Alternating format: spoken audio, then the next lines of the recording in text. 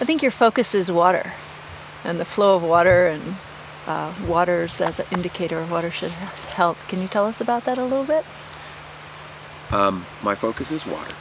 I've made some part of my adult career concerned with water and how people use it, water supply in particular.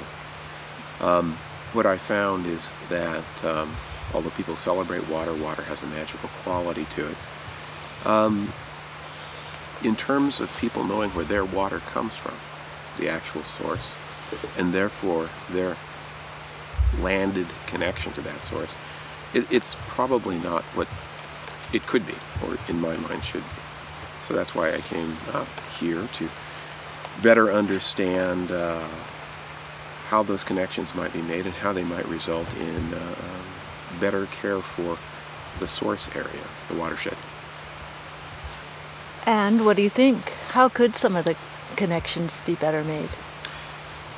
Connections could be considerably enhanced, I think, just through, as some of this conference's participants have said, presence or awareness.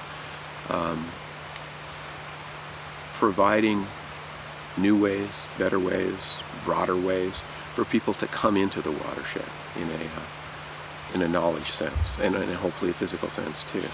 That's one of the just remarkable things about this place, how you're imbued with the watershed and the water, how this place exudes, breathes water and air, and to make that kind of opportunity available to the masses, if you will. You know, our population here in Oregon is going to double in 30, 40 years. Already we see the signs of disconnection from, I think, water and watershed. And so what I take from my colleagues' very wise comments is that restoring connection is about relationships and exploring the ripple effect, how we have been moved by water, to bring that to other people, to sort of see how they might form new relationships or deepen their own relationship with watersheds is going to be what results in watershed health, whatever that is. Do you think that you can have community health without those connections? Community health and watershed health, I think, are related. I think it's possible to have community health for a time while ignoring watershed health. It's one of those short-term, long-term questions. That community health would be misleading. I think it'd be derived at the cost of long-term community health. But I think we have done that. I think we have a history of doing that, where we take more than we give, and you can do that for a while. And we've seen that happen. We may be doing it. I'm probably doing it now. But over time, if we're looking at significant timescales for human community, the ability to separate community health from watershed health goes away. Mm-hmm. Besides being able to bring the greater population to beautiful places like this, are there other ways in maybe a more urban setting to make those connections? There are probably no ends to the connections that can be made. Bringing people to beautiful places like this is of course wonderful, and we should encourage people to come even from urban places to these places, because that's part of learning and it's part of our heritage here in this state and I think the West. But the connection to place through water can be made lots of ways. From the tap, people understanding in their homes where their water comes from. It can be made in most areas probably by a not very long walk to a water body, whether that's a pond in a park to see water skimmers or some insect life, or it's even if it's not a beautiful place, and it doesn't have to be beautiful. It can be some forgotten ditch with shopping carts in it that still has some expression of nature in it. leaves, trees, bugs, crawdads, even in the midst of urban decay, if you will. That's still a place of learning, and it's still a place where love can start. So start it there. Do you see there's any way for different type of governance or different policies that would make these connections just part of everyday life?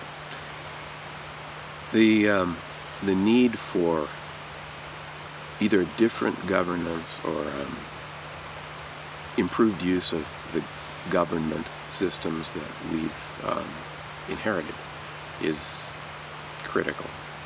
And right now, I don't think our politics and our governance is working very well overall. I think it's dysfunctional.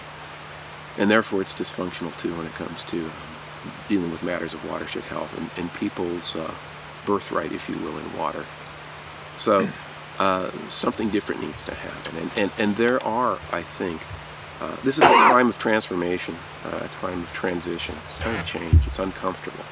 It's worrying. But I do think it's in these times that new forms emerge.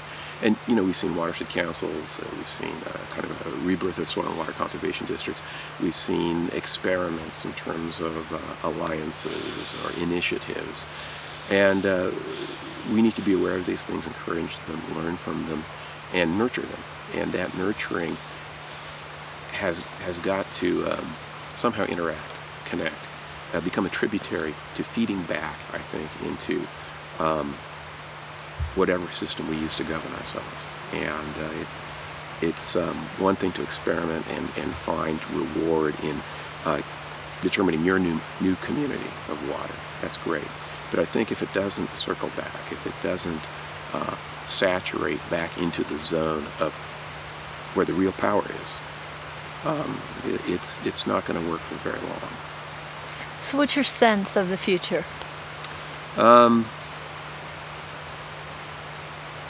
It's shaded.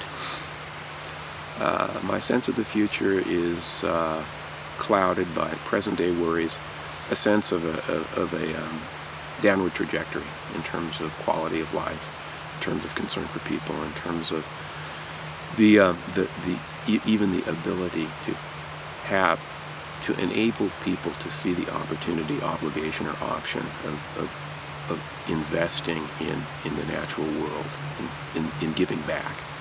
I'm worried.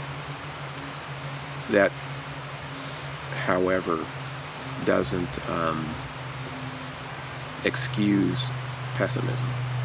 And I think particularly in what I consider kind of doubtful times, you just need to keep doing what you believe is right. And that's what turns the tide, I think. And particularly what I take from this particular gathering is that there's a lot of concern. I mean, I think people are worried and chagrined as much as I am, but this has been a very hopeful gathering, an instructive gathering. So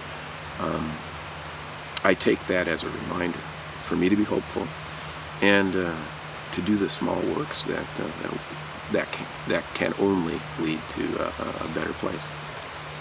Great, thank you.